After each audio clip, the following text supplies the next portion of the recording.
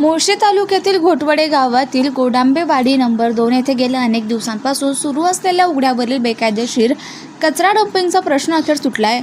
या गंभीर समस्येवर महाराष्ट्र दर्पण वृत्तवाहिनीनं सविस्तर वृत्त प्रसिद्ध करून प्रशासनाचं लक्ष वेधलं होतं। या बातमीची प्रशासनानं तात्काळ दखल घेत संपूर्ण कचरा हटवून परिसर पूर्णपणे साफसफाई करून मोकळा केला आहे।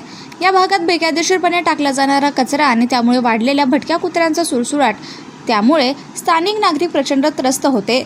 आरोग्याचा प्रश्न गंभीर बनल्याने ग्रामस्थांनी पौंड पोलीस ठाणे, तहसीलदार आणि गटविकास अधिकारी यांना निवेदनही दिलं होतं।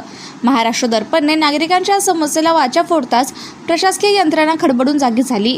संबंधित अधिकाऱ्यांनी तातडीने हालचाली करत घटनास्थळावरील सर्व कचरा उचलून जागा स्वच्छ केली आहे।